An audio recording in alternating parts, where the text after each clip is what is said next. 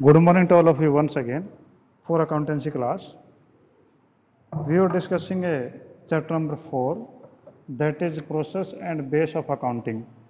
ये चैप्टर जो हमें फ्राइडे को डिस्कस कर रहे थे, तो process and base of accounting, तो हमने प्रोसेस जो है वो है डिस्कस हमने कर लिया था। तो प्रोसेस का मतलब है यहाँ पर क्या था, तो प्रोसेस का मतलब है कि a sequence of steps that is called as a process. तो उसमें आपका सबसे पहले जो था वो identification of transactions. First of all we identify the transactions, then means identification means they are of monetary nature और नॉट। तो ये कि वो आपका मॉनेटरी नेचर का था या नहीं था, वो हम उसको देखते थे। तो पहला जो आपके पास में स्टेप था वो था identification. Identification of transaction.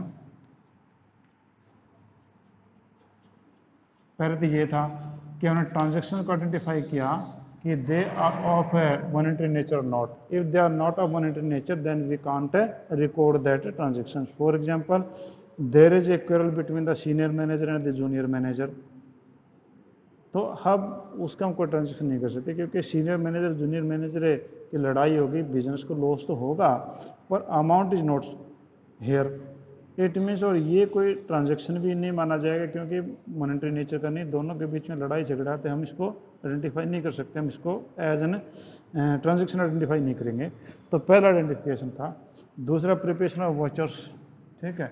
Second आपके पास था प्रिपरेशन ऑफ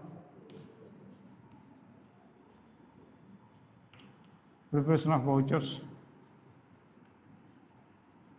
वाउचर्स क्या होते हैं वो मैंने आपको बताया था कि which is prepared by the accountant and signed by the manager. कि आप जो मैंने एग्जांपल दिया था कि आपके प्रिंसिपल सर ने जो बुक्स कुछ सामान मंगाया था पीएन को, वो बिल लेकर के आया था। उन सभी बिल को अकाउंटेंट जो है वो ऊपर नीचे लगा करके और एक कागज़ और बनाता, उसके पीछे स्टेपल कर देता है। तो जो ऊपर जो कागज़ लगाया है वो कहलाता है वोचर। वो प्रिपेयर किसने किया? अकाउंटेंट ने। साइन कौन करेंगे? Principal sir. तो इसका ये हुआ कि उसमें ये लिखा जाता है कौन से अकाउंट को डेबिट करेंगे, कौन से अकाउंट को क्रेडिट करेंगे। तो वो ऊपर वाला जो कागज़ होता है वो कह रहा था आपका वोचर, ठीक है जी।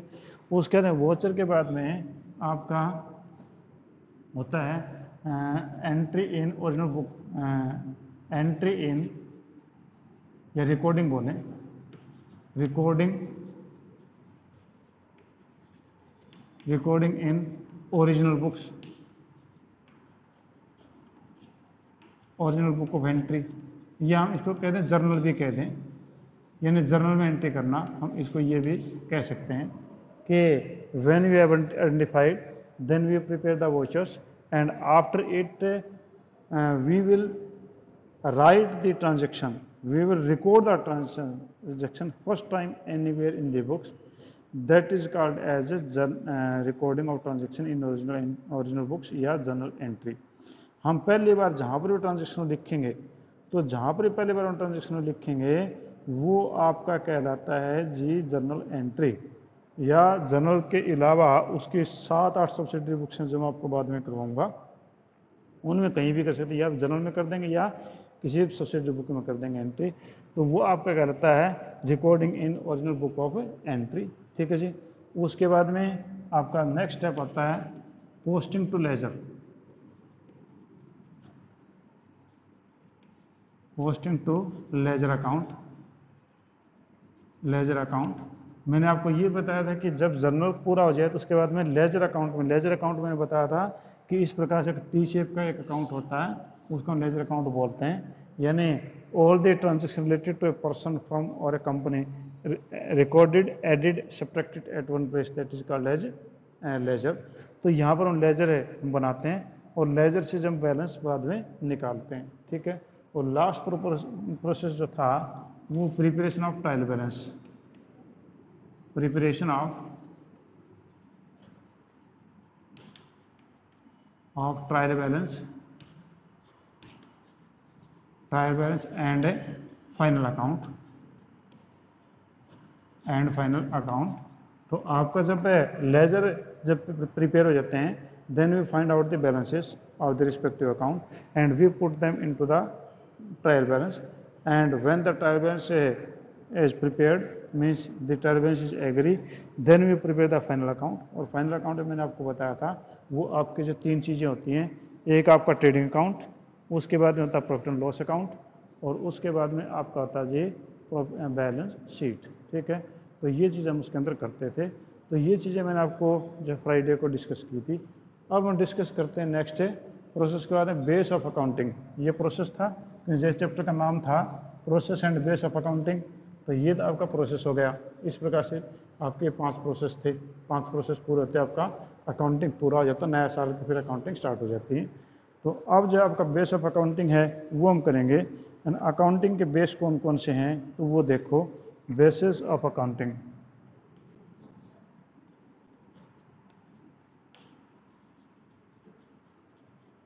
Basis of accounting, basis of accounting कौन कौन से हैं तो आपके 2 बेस हैं जी। नंबर 1 तो है आपका कैश बेसिस, नंबर 1 है कैश बेसिस। ठीक है, कैश बेस आपका होता है। कैश बेस का मतलब होता क्या है, ठीक है, तो ये हम देख लें। तो आपका जो है कैश है, पहली बात तो बेस ऑफ अकाउंटिंग का मतलब क्या है कि हम क्यों करते हैं। तो कहते हैं कि one of the main objective of accounting is to ascertain the profit and loss और the business of at the end of the accounting period. तो हम जो साल के लास्ट में किसी बिजनेस का प्रॉफिट और लॉस है जो फाइंड आउट करना चाहते हैं, ठीक है, तो उसके लिए हम कोई ना कोई बेस तो लेंगे। तो पहला कैश बेसिस है। कैश बेस से या कैश बेसिस को हम कहेंगे कि इसमें जो है आपकी इनकम जो है तभी रिकॉर्ड की जाती हैं when they received in cash and the expenses are recorded only when they are paid in cash. तो इनकम तभी मानेंगे जब आपके कैश आ जाएगा, और आपका जो है खर्चा तभी मानेंगे जब आपका जो पेमेंट कर देंगे। तो दूसरे शब्दों में कह सकते हैं कि क्रेडिट ट्रांजैक्शन जो हैं वो रिकॉर्ड नहीं की जाती जब तक कि कैश एक्चुअल में रिसीव नहीं हो जाता। तो इसमें आपका एक ही मीनिंग हुआ कि अगर उधार पे माल बेचा तो कोई रिकॉर्डिंग नहीं, उधार पे माल खरीदा कोई रिकॉर्डिंग नहीं, अगर आपने सैलरी पे कर रखी है एडवांस में कोई रिकॉर्डिंग नहीं, सैलरी आउटस्टैंडिंग बची हुई तो कोई रिकॉर्डिंग नहीं। इसका नहीं ये हुआ कि एक्चुअल में कैश जितना आपने पे किया, एक्चुअल में कैश आपने जितना रिसीव किया, जो कि जितना कैश रिसीव किया जितना कैश पे किया, उन दोनों का डिफरेंस ही निकाल लेना, वो आपका प्रॉफिट और लॉस होगा। Suppose in a year you received the cash of 10 lakh and you made the expenses of 4 lakh, there will be 6 lakh profit. आपका जो है 6 लाख जो है वो आया और 10 लाख आया और आपने 4 लाख का खर्चा कर दिया, तो वो आपका 6 लाख रुपये आपके प्रॉफिट हो गए। तो इस प्रकार के जो आपके अकाउंट बनते हैं, कैश बेस अकाउंट जो बनते हैं, वो आपके प्रोफेशनल लोगों के लिए होते हैं, जैसे लॉयर है उनका कोई उधार का काम नहीं होता, डॉक्टर्स हैं, चार्टेड अकाउंटेंट हैं, इन लोगों के लिए पॉसिबल है क्योंकि ये लोग हमेशा पैसे में कैश में पे करते हैं और कैश में लेते हैं। तो यहाँ पर तो पॉसिबल है। तो इसके एडवांटेजेस कौन से हैं, तो एडवांटेजेस, इसके फ़ायदे कौन से हैं कैश बेस के, बड़ा इजी सा है तो नेचुरली फ़ायदे भी अच्छे होंगे। तो पहला है कि it's base is simple realistic and satisfy, यानी आपका जो है सिंपल है, सिंपल अपने आप ही कैश आया तो नोट कर लेने नहीं किया। रियलिस्टिक है, रियलिस्टिक है ना कि सच्चाई के नज़दीक है कि आपका उधार का पता नहीं पैसा आए ना आए, पर यहाँ पर तो आया हुआ है, तो इसका मतलब ये रियलिस्टिक भी है। और आपका जो है कंजर्वेटिव प्रिंसिपल को भी सेटिस्फाई करता है, सेटिस्फाई कंजर्वेटिव प्रिंसिपल।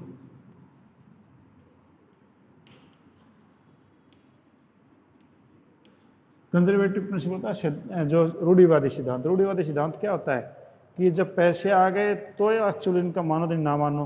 आपके जो दादा दादी हैं या नाना नानी हैं तो वो हमेशा ये कहते हैं कि भैया पैसा अपना वही है जो अपने पास है, अपने पास में नहीं है तो आपका पैसा है ही नहीं।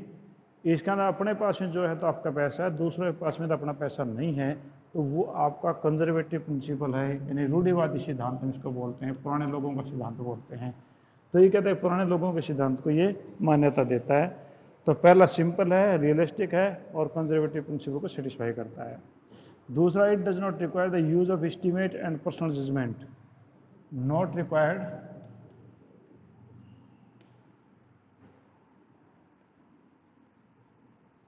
नॉट रिक्वायर्ड एस्टीमेट, कोई नॉट रिक्वायर्ड एस्टीमेट और जजमेंट। इसमें कोई एस्टीमेट या जजमेंट की जरूरत नहीं है, यानी कोई अंदाजा लगाने की जरूरत नहीं होती है। अब यहाँ पर आप कहेंगे एस्टीमेट और जजमेंट का क्या मीनिंग हुआ जी? अब ये हुआ कि आपका जो एक्रूरल बेस आएगा उसमें ये है कि जैसे आपने बिल्डिंग खरीदी, तो बिल्डिंग खरीदी 3 लोगों ने तो एक्सपेंस मान लिया बिल्डिंग खरीदी, पर हम उसमें कहते हैं एक्सपेंस नहीं, वो भैया हमारी एसेट है, ठीक है। तो हम उसके ऊपर डेप्रिसिएशन चार्ज करते हैं, जजमेंट करते हैं कितने डेप्रिसिएशन लगाना चाहिए, यानी बिल्डिंग हर साल इतनी कम हो जाएगी, तो जजमेंट की जरूरत होती है। इसी प्रकार एस्टीमेट लगाना पड़ता है कि भैया हमने उधार दे रखा है, कितने डेटर्स मर सकते हैं, कितने हमारे डेटर रह सकते हैं, तो वो एस्टीमेट कहलाता है। तो कहता है कि यहाँ पर आपके जजमेंट और एस्टीमेट की जरूरत नहीं होती है, ठीक है। तो ये क्योंकि जो पैसा आ गया वो सही है, नहीं तो नहीं है। और तीसरा कहता है कि ये जो है suitable for enterprise which run on cash basis.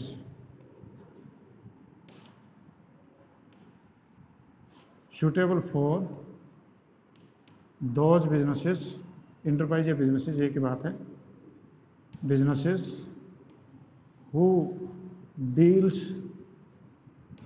In cash only, जो केवल कैश में डील करते हैं उन्हीं चीज़ों के लिए वहाँ पर ये फ़ायदेमंद है। तो ये नहीं कि suitable for those businesses who are deal in cash only, तो ये आपके फ़ायदे थे। तो इन कैश बेस का मतलब कि all the transaction done cash only, actual cash received will be treated as income, actual pay cash paid is treated as a expenditure and the remaining is treated as a profit और loss, ठीक है। आपका advantage कौन से हैं? Simple है, realistic है और कंजर्वेटिव प्रिंसिपल को सेटिस्फाई करता है। और इसमें नॉट रिक्वायरमेंट ऑफ एस्टीमेट और जजमेंट, कोई एस्टीमेट या जजमेंट की इसमें जरूरत नहीं होती है, क्योंकि जो कैश आया तो आया, गया तो गया। और suitable for those businesses who deals in cash only, ये उनके लिए जो सूटेबल है, ठीक है जी। तो ये तो आपके इसके एडवांटेजेस थे।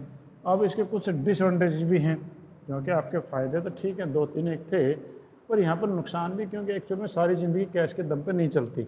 चाहे हमारे हम भी कितने पैसे वाले हों, उधार हमने किसी न किसी कभी न कभी लेना पड़ता है, तो इसलिए कैश बेस जो ज़्यादा कामयाब नहीं है। तो इसकी कुछ कमियां हैं, डिसएडवांटेजेस हैं। तो आपके डिसएडवांटेज कौन कौन से हैं वो मैं बात करते हैं। तो पहला आपका डिसएडवांटेज जैसे number 1, does not give the true and fair view of profit and loss and the financial position of the business, not actual position shown, position is reflected। मैंने इसको शॉर्टकट कर लिख दिया कि आपकी एक्चुअल पोजीशन जो है वो रिफ्लेक्ट नहीं होती, ना तो प्रॉफिट एंड लॉस की होती, ना फाइनेंशियल पोजीशन की। यह ना तो आपका प्रॉफिट एंड लॉस अकाउंट सही बनता, ना आपकी बैलेंस शीट सही बनती। तो इसलिए ये आपके जो दूसरे प्रकार की चीज़ें हैं, जैसे कि आउटस्टैंडिंग एक्सपेंसेस हो गया, प्रीपेड एक्सपेंस हो गया, एक्रूड इनकम हो गया, या इनकम रिसीव्ड इन एडवांस हो गया, इनका कहीं पर रिकॉर्डिंग नहीं करता ये, ठीक है। केवल कैश की रिकॉर्डिंग करेगा, कैश आया तो रिकॉर्डिंग, कैश गया तो रिकॉर्डिंग, बाकी चीज़ें रिकॉर्डिंग नहीं करता। तो ये जो है आपका सही फाइनेंशियल पोजीशन की जानकारी नहीं देता। दूसरा, does not follow matching principal, does not follow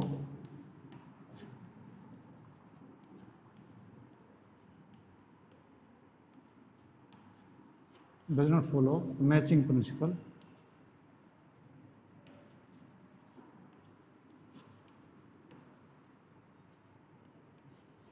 ये आपका जो मैचिंग प्रिंसिपल है, यानी तुलना का जो प्रिंसिपल है, मैं 1-2 दिन में करवाऊंगा तब आपको बताऊंगा कि मैचिंग प्रिंसिपल जो है उसको फॉलो नहीं करता है। कि फॉर एग्जांपल के लिए acquisition of goods will have to as expense for the period which payment is made instead of period which benefit is derived from them, कि ये जो है जो हमने गुड्स खरीदी उसका ना खर्चा मान लिया, पर जिस साल में उसका फ़ायदा होगा या जिस महीने में फ़ायदा होगा उसको मैच नहीं करते। तो यानी मैचिंग प्रिंसिपल को जो ही अवॉइड करता है, ठीक है। यानी आप इतने कह सकते कि not agree with the, not follow the matching principle, इतने बोल दो। थर्ड में है there is a great possibility of manipulation of profit on the cash basis, यानी possibility of possibility of manipulation. Manipulation की जो पॉसिबिलिटी आपकी हो सकती है कि आपका कैश बेस में एक इनकम जो 31 मार्च को दिखानी थी वो आपने 1 अप्रैल को दिखा दी, नेक्स्ट ईयर में चली गई, तो मैनिपुलेशन हो गई। तो यहाँ पर जो मैनिपुलेशन की संभावनाएं काफ़ी ज़्यादा होती है। और चौथा कि company act 2013 does not recognise, company act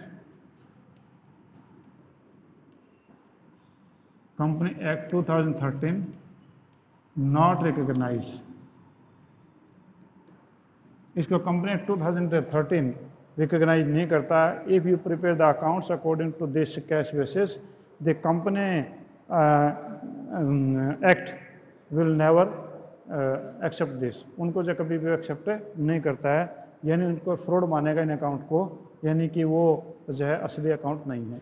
तो आपके 4 डिसएडवांटेज हैं। पहला, not actual position shown reflected, actual जो पोजीशन जो है वो रिफ्लेक्ट नहीं होती, शोन इसमें नहीं होती है, क्योंकि ट्रू प्रॉफिट और लॉस का पता नहीं चल पाता, क्योंकि कैश सारी चीज़ें कैश में नहीं होती, उधार में भी होती हैं।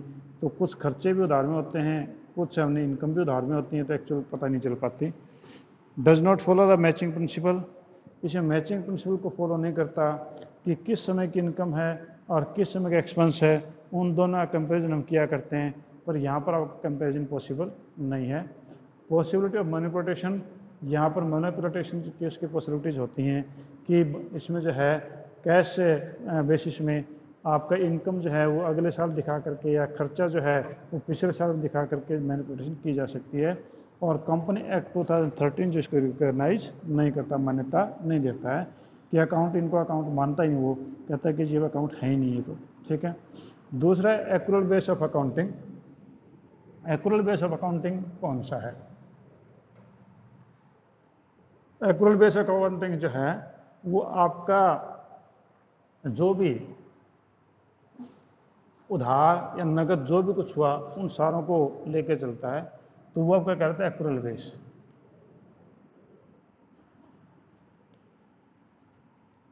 Accrual basis of accounting.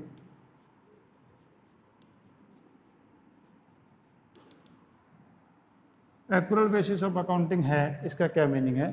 तो कहते हैं कि under this basis income are recorded when they are earned और एक्रूड, कि ये जब भी अर्न कर ली या एक्रूड कर ली तभी उनको जो हमें रिकॉर्ड कर लेंगे।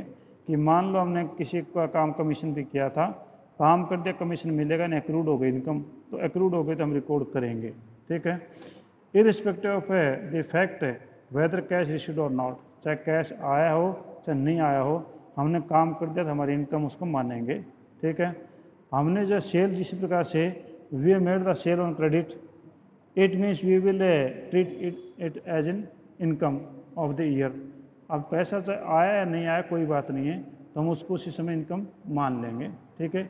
इसी प्रकार से आपके expenses are recorded when they are accrued और become due and not when the cash is paid to them.